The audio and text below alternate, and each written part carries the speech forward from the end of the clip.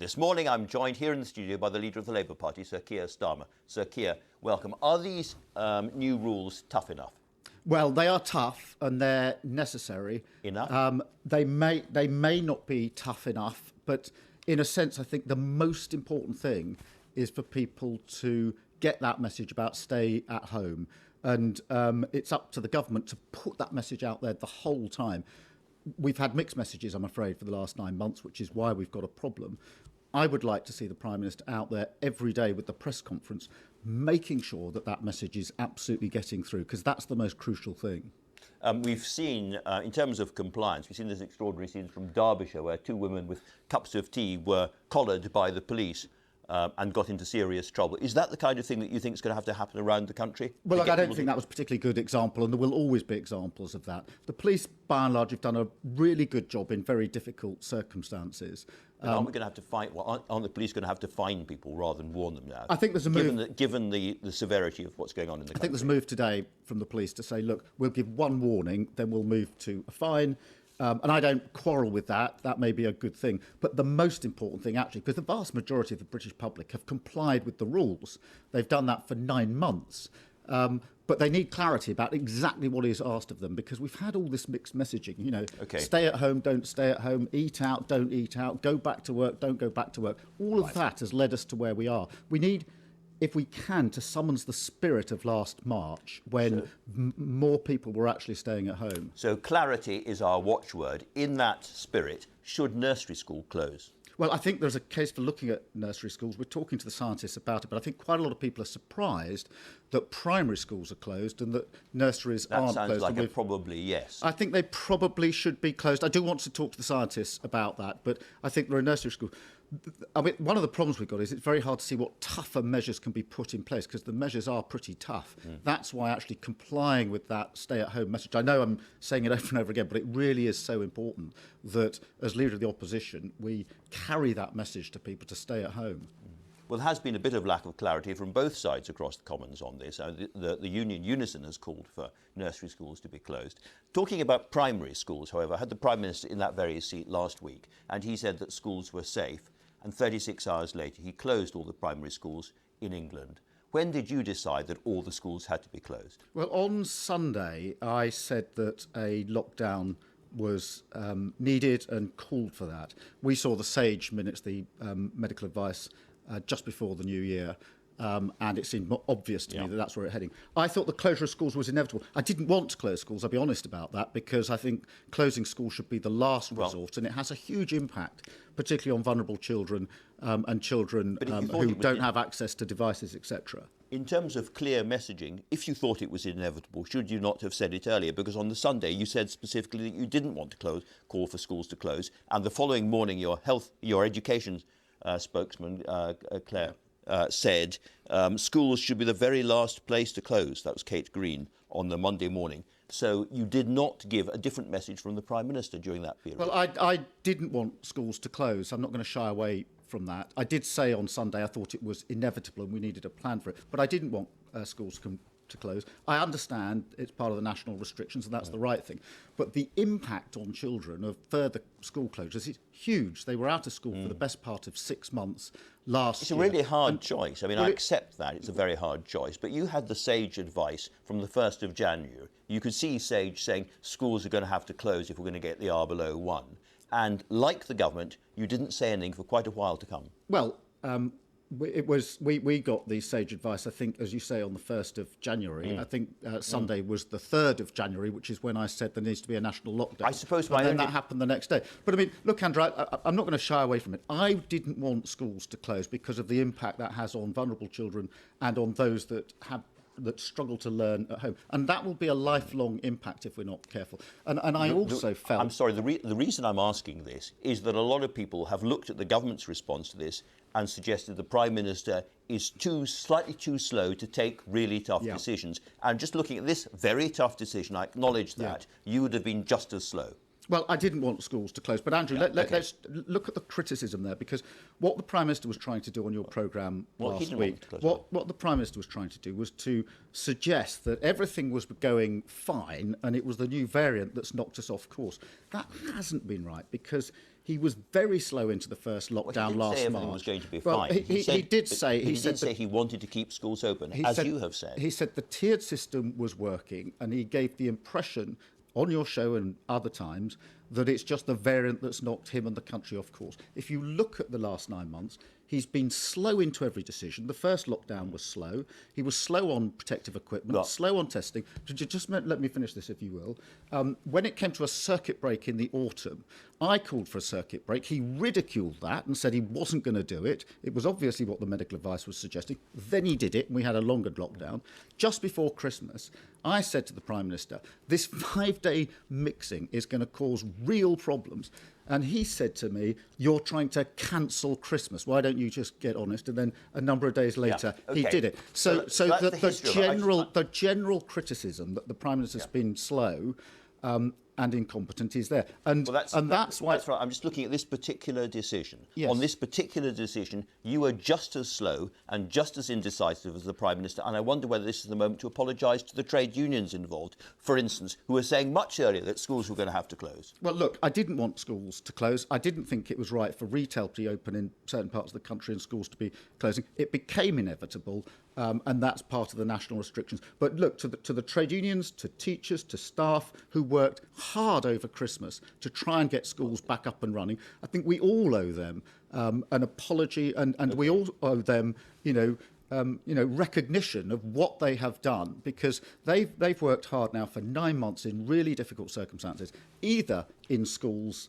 with key workers, then when they reopened, and trying to do teaching online. This is a real struggle, and we should all recognise that. So there is an apology. Let's talk about getting the schools back open again. What are your criteria for what would have to happen before schools can start to reopen? Well, I think the vaccination really is the way out of this. We need to get those first 4 groups vaccinated, and if that can be done by mid-February, then that is a huge step in the right direction. It's a job and a half.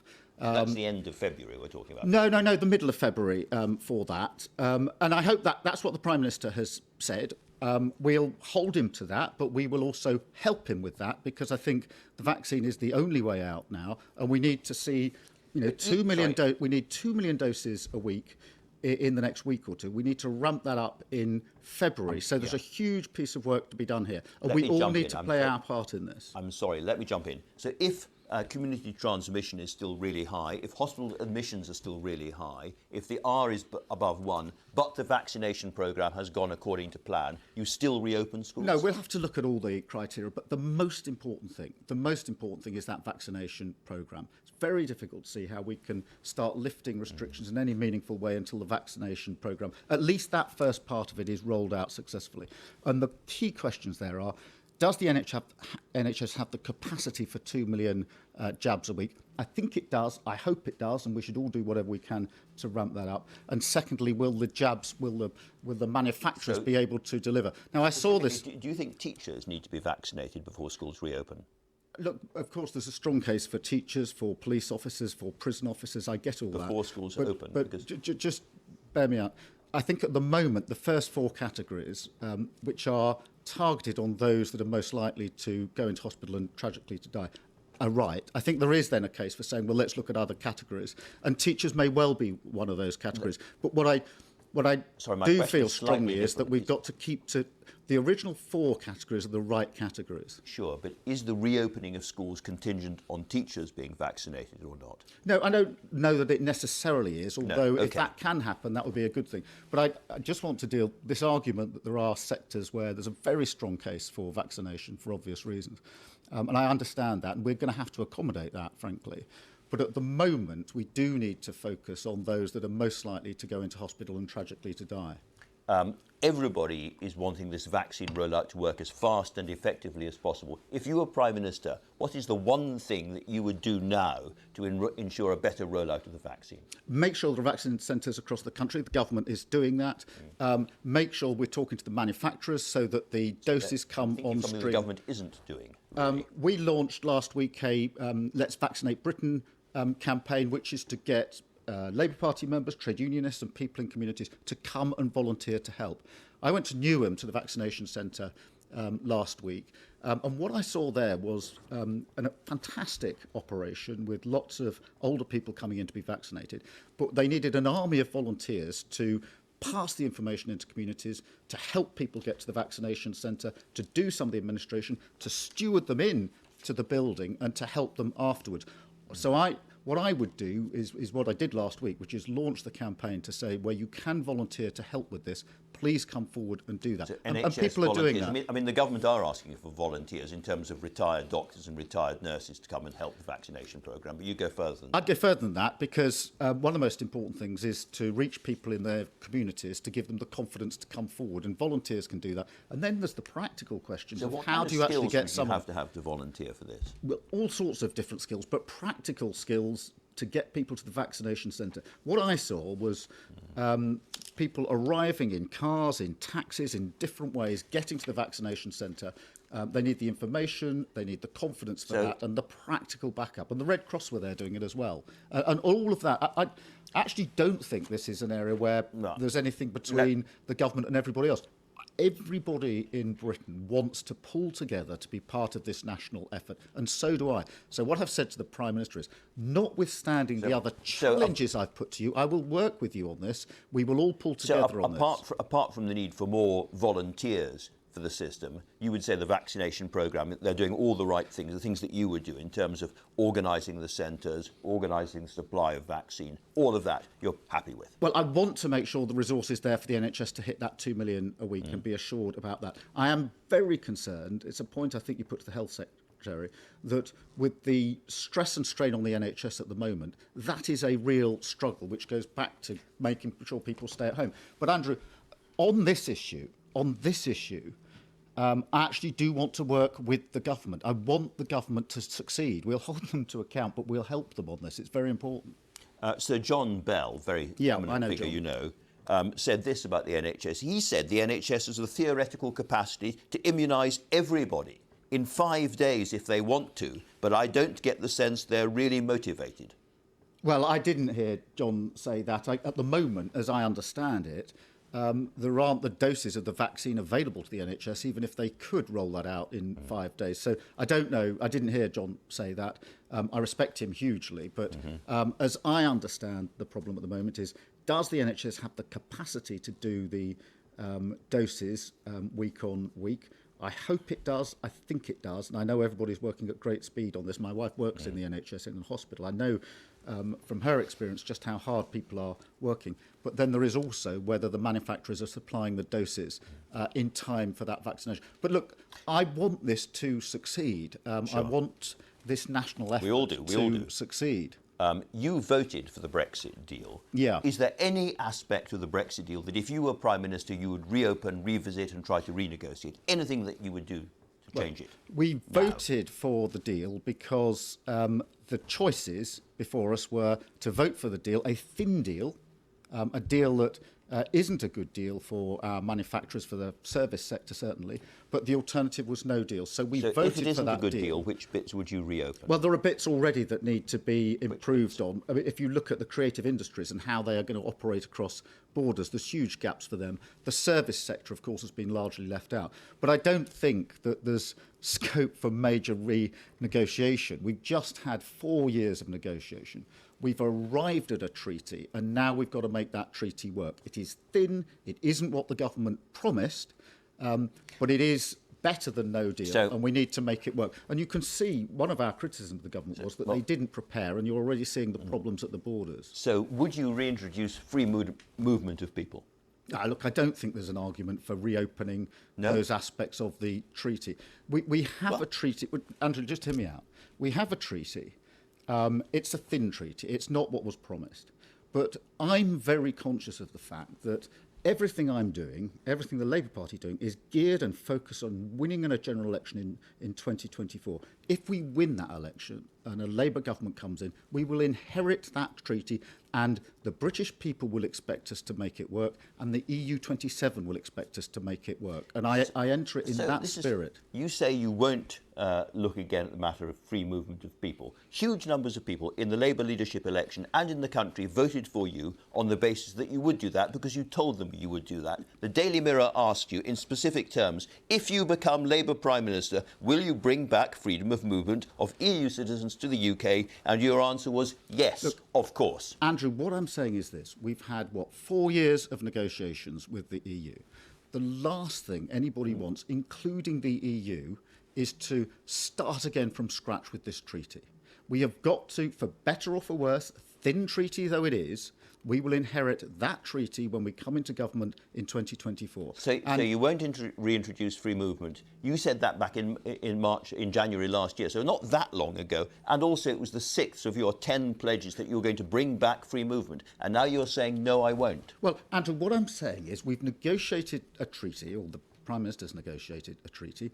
That now is the basis of our relationship with the EU. We didn't know what that was until we saw it just before Christmas. We now know what it is. It's thin. It's not what was promised. But whether we like it or not, that is going to be the treaty that an incoming Labour government inherits and has to make work. And, I think quite a lot it is not being straight with the British public to say we can come into office in 2024 and operate some other treaty. We have to make that treaty work. It's quite a moment to drop a pledge as big as that and say that a future Labour government will not reopen free movement of people. A lot of Labour Party supporters who may have rejoined the European movement and who desperately hope the fight, the struggle to rejoin the EU starts here and starts with you will be very, very disappointed to hear I don't think there's a case for rejoining the EU. I've said that before. I think I've said it on your programme. But I think pretending to the British public that somehow, after 4 years of negotiation, the treaty that's just been secured is going to be up for grabs and that the EU are going to start saying, let's start all over again. That is not realistic. That is not going to happen. You support the government's points-based immigration system Well, now. look, we didn't support the government on that. We didn't vote for their immigration legislation, not least because of the impact it has on key workers and those that have led us through the pandemic. But the point I'm making, Andrew, is that we were faced in the end with a choice between that deal, bad though it is, and no deal. And I've always said in the public interest, in the national interest, there should be a deal. You're now hooked on having voted for a bad and thin deal. And in areas where most of your supporters would like you to look again, free movement of people being a very, very obvious example, you are stuck with doing nothing going ahead. Why did you pledge it in the first place? Well, look, Andrew, we were stuck with a choice between the deal on the table and no deal, and we made the right choice about that.